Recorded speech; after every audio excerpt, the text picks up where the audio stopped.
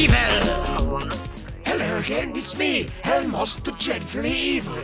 Do you remember me from the last bit? Good. Alright, here we go. You could cut the tension with a knife. And now the tension is on the floor, hemorrhaging a massive amount of blood from its throat. We'd better reveal the first inductee before it dies horribly. Who is in 5th place? Well, I'll tell you who. It's Crystal from off of Star Fox Adventures.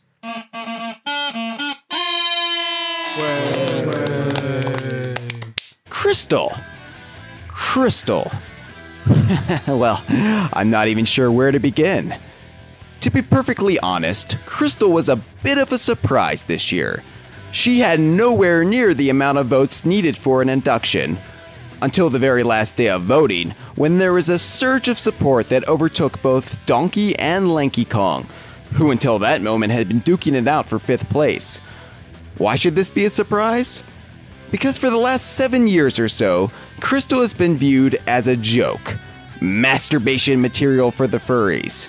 A character that has to be tiptoed around when discussing your love for the latter-day Star Fox games, lest you want to be thought of as someone who fondles their magic staff at the sight of foxy ladies. In short, she became as toxic to outsiders looking in as Candy Kong. But that's not really fair to the character and to what she represents for the post-64 Star Fox series. Crystal was, at one time, massively popular. She was one of the most wanted characters headed into Super Smash Bros. Brawl. But when Wolf was chosen as a character instead, her popularity just, well, sort of plummeted. It was almost as if her snub from Sakurai was enough to validate the opinion that she's a worthless character, weirdo eye candy at best, and an interloper to the classic Star Fox team at worst. You know what? That's utter bullshit. While Crystal did have her starring role as one half of the leads of Dinosaur Planet taken away from her, instead becoming a damsel in distress in Star Fox Adventures, it's not like she's some shrinking violet. Hell, as soon as she was freed from being in stasis, she began blasting Andross with her staff. She's tough and resilient, with a backstory full of pathos and mystery. She more than deserved her place on Team Star Fox beginning an assault, being no less capable than Peppy and Slippy ever were, and bringing empathy and compassion to the cast.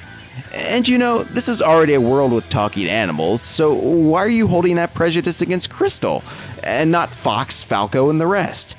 You don't think anyone ever ejaculated to General Pepper?